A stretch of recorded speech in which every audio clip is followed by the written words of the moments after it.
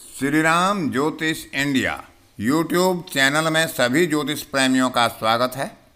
आज की कक्षा का विषय प्रसंग है कृष्ण मूर्ति पद्धति ज्योतिष के आधार पर धन भाव का विचार किस तरह से किया जाता है। धन भाव के उपनक्षत्र पति के संबंध किन किन भावों से होने पर क्या क्या प्रभाव होता है धन भाव से संबंधित विषयों पर। तो आप सभी जानते हैं कि धन भाव जो है द्वितीय भाव है और द्वितीय भाव से हम धन का, कुटुंब का, जातक की वाणी का और प्रारंभिक शिक्षा का भी विचार करते हैं। तो द्वितीय भाव के उपनक्षत्रपति किन किन भावों के कार्य बन रहे होंगे, किन किन भावों से संबंध बनाते होंगे, उनके आधार पर प्रारंभिक शिक्षा का, जातक की धन की स्थिति का, धन किन साधनों से अर्जित किया जाएगा और धन की हानि कब होगी, जातक की वाणी पर क्या प्रभाव होगा, तो इस तरह की कुटुंब सुख कैसा होगा। तो इन विचारों को धन भाव के उपनक्षत्रपति के संबंध से देखा जाता है। तो आज की कक्षा में इसी बात पर चर्चा करेंगे। धन प्राप्ति के लिए विचार करते हैं तो धन भाव के उपनक्षत्रपति का संबंध द्वितीय, छठवें और 11वें भाव से हो और उनकी दशा, अंतरदशा और प्रत्यंतर दशाएं चल रही हों तो ऐसे कालखंड में व्यक्ति को धन प्राप्ति होती है। क्योंकि जब द्वितीय, छठे और 11वें भाव के कार्य करेंगे तो जातक को धन प्राप्ति होगी।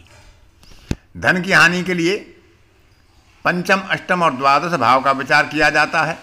क्योंकि द्वादश भाव हानि का है, अष्टम भाव भी हानि का है और पंचम भाव छठवें भाव से हानि का है। तो द्वितीय भाव क्योंकि धन का भाव है, छठा भाव धन प्राप्ति का इसलिए माना गया है क्योंकि यह सप्तम से 12वां है। जब हमें किसी से धन मिलेगा तो किसी के धन का व्यय होगा और 11वां भाव हमारी कार्य सिद्धि का, आय का और धन प्राप्ति का होता ही है। द्वितीय भाव के साथ साथ धन प्राप्ति के लिए एकादश भाव की उपनक्षत्रपति और उसके कार्यों का भी विचार कर लेना चाहिए। धन भाव में निरंतर वृद्धि होती रही, कोष में वृद्धि होती रही, तो उसके लिए द्वितीय, छठवां, 10वां और 11वां भाव इनके कार्यों का विचार किया जाता है। द्वितीय भाव के उपनक्षत्रपति का इन भावों से संबंध होना चाहिए ताकि जातक के कोष में वृद्धि होती रहे। लाभ भाव के उपनक्षत्रपति से भी इसका विचार करना चाहिए। स्वतंत्र रूप से व्यक्ति धनार्जन करता है, भले ही वह नौकरी से करे या स्वतंत्र व्यवसाय से करे, लेकिन जिस धन पर उसका स्वामित्व अपना हो उसके लिए चतुर्थ, छठवां, 10वां और 11वां भाव इनसे द्वितीय भाव के उपनक्षत्रपति का संबंध होना चाहिए। जातक उत्तम धन अर्जित कर पाएगा यदि उसका द्वितीय भाव का उपनक्षत्रपति द्वितीय, छठवां, 10वां और 11वां भाव से संबंध बनाएगा। इनका प्रबल कार्य से बनेगा। यदि वह पंचम, अष्टम और द्वादश का कार्य से बनता है तो जातक के पास धन का अभाव रहेगा और वह निर्धनता की स्थिति में अपने जीवन को व्यतीत करेगा।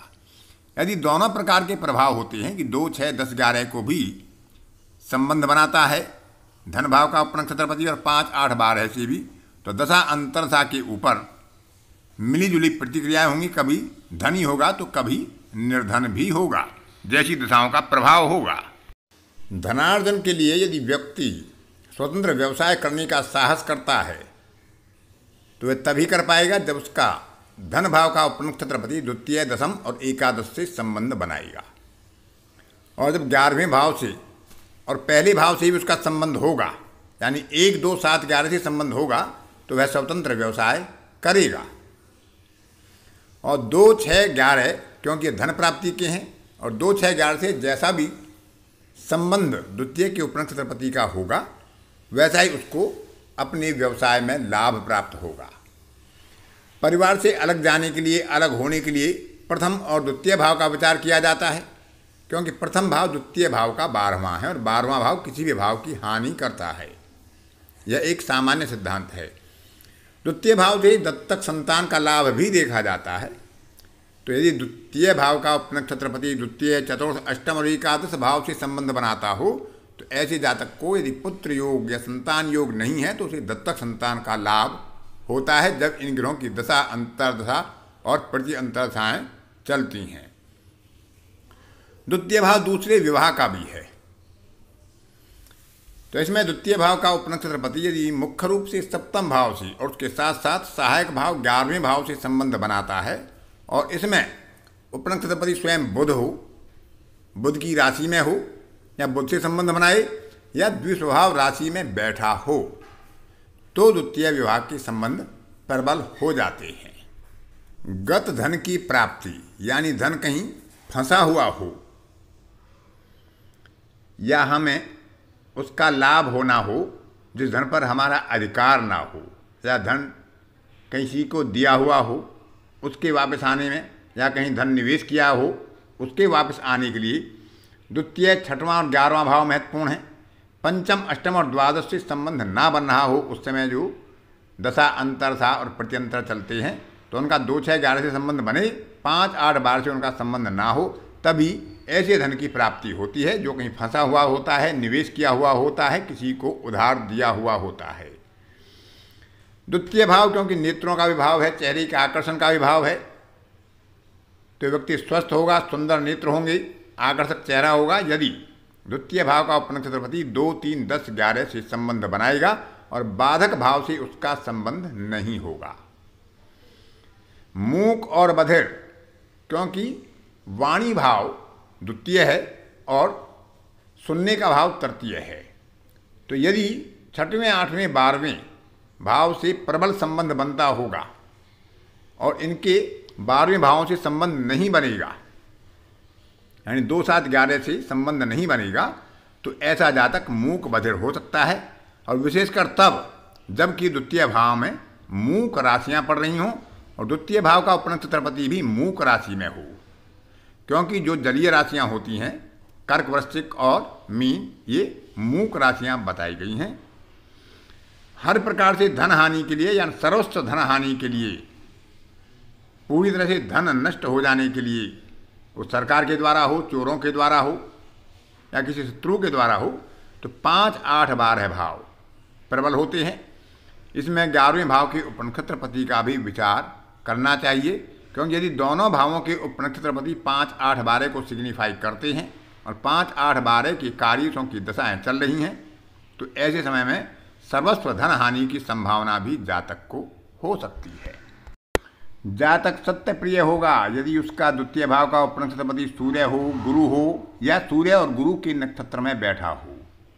यदि वह बुध होगा, शनि होगा या मंगल होगा, या बुध, शनि, मंगल से संबंध बनाता होगा, इनके नक्षत्र में बैठा होगा, तो उसमें मिथ्या वाचन की भी संभावनाएं बढ़ जाती हैं। गूढ़ विद्या की प्राप्ति जातक करना चाहता है, ज्योतिष, तंत्र, मंत्र, इस तरह का, तो द्वितीय भाव के उपनक्षत्रपति का 9, 11 और 12 से संबंध होना चाहिए। आभूषण आदि की वृद्धि के लिए, क्योंकि द्वितीय भाव आभूषण का भी है, उसमें द्वितीय, तृतीय, 6वां, 8वां, 10वां और 11वें भाव से यदि द्वितीय भाव के उपनक्षत्रपति का संबंध बनता है तो ऐसा जातक धातु आदि के आभूषणों की वृद्धि में सफल होता है। अवैध संबंधों को भी द्वितीय भाव से विचार किया जाता है कि द्वितीय भाव का उपनक्षत्रपति यदि 2, 5, 11 का कार्येश बनता हो तो ऐसी स्थिति प्रबल रूप से पैदा हो सकती है, क्योंकि द्वितीय भाव अन्य संबंधों का विचार करता है, यानी अपने से विपरीत लिंग के प्रति एक आकर्षण के संबंधों में विचार करता है। पंचम भाव प्रेम संबंधों का है और 11वां भाव प्रेम संबंधों में सफलता का है। यदि 2, 5, 11 को द्वितीय भाव का कार्येश बनता है, द्वितीय भाव का उपनक्षत्रपति, तो ऐसी संभावनाएं होती हैं। अब विचार करते हैं कि किस प्रकार से जातक को धन का लाभ होता है, धन के लाभ के लिए कौन से साधन उसके लिए उपयोगी हो सकते हैं। यदि द्वितीय भाव का उपनक्षत्रपति लग्न, द्वितीय और एकादश भाव से संबंध बनाता है तो ऐसा जातक अपने स्वयं के उद्यम से धनार्जन करता है। इसको सेल्फ मेड पर्सन कहा जा सकता है। यदि किसी के पास संपत्ति है, पूर्व उपार्जित धन है, पैतृक संपत्ति है, उसके आधार पर यानी धन के आधार पर ही धन अर्जित करता है, जिसको हम सूदखोरी और ब्याज का काम भी कह सकते हैं, तो ऐसे जातक के लिए द्वितीय भाव के उपनक्षत्रपति को द्वितीय और एकादश से ही संबंध बनाना चाहिए। यदि वह द्वितीय, तृतीय और एकादश, क्योंकि द्वितीय भाव धन का है, एकादश भाव लाभ का है। इसके अलावा जो भी भाव उसमें शामिल होगा उस भाव से संबंधित कारकत्वों से, विषयों से, नाते रिश्तेदारों से जातक को धन लाभ होता है।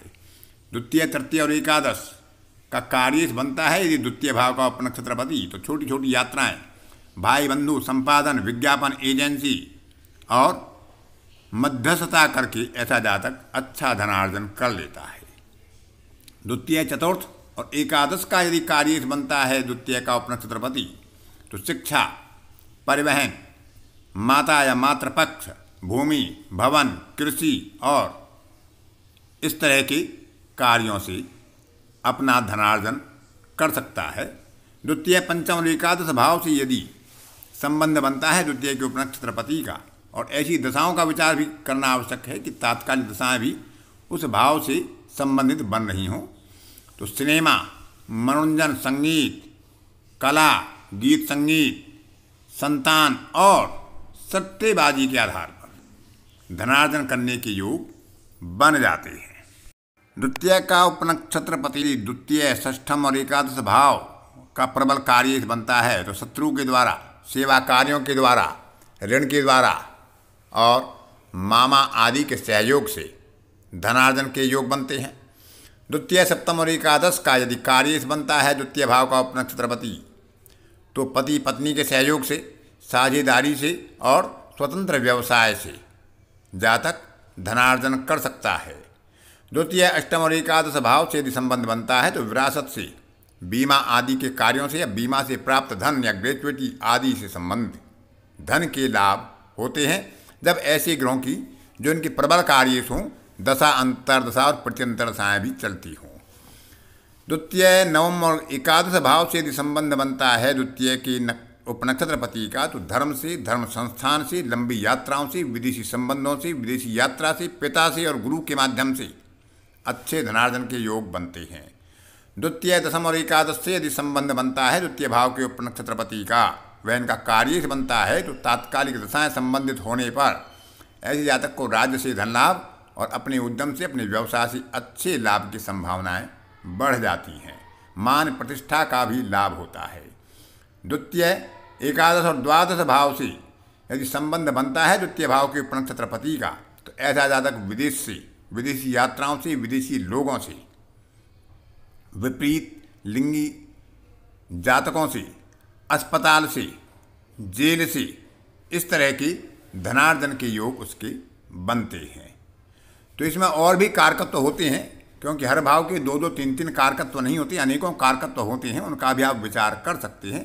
तो जिस भाव से लाभेश और धनेश के साथ उसका संबंध बनेगा, लाभ और धन भाव के साथ साथ जिस भाव से संबंध बनेगा द्वितीय भाव के उपनक्षत्रपति का, तो उससे संबंधित कारकत्व से उसको धन प्राप्ति के प्रबल योग रहते हैं।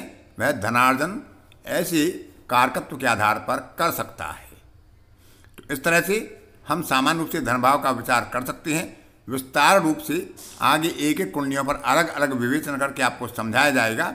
फिलहाल आपको हर भाव के कारकत्वों के विचार और उपनक्षत्रपति का किन किन भावों से संबंध होने पर क्या क्या प्रभाव हो सकता है उसके बारे में बताया जा रहा है। जब 12 भाव पूरे हो जाएंगे तब आपको एक एक भाव के एक एक विषय को लेकर उदाहरण के साथ समझाने का प्रयास करूंगा ताकि आपको सरलता से समझ में आ सके। आज की कक्षा में इतना ही। अन्य किसी कक्षा में फिर किसी नए विषय के साथ आपसे मुलाकात होगी। तब तक के लिए अपनी वाणी को विराम देता हूँ। धन्यवाद।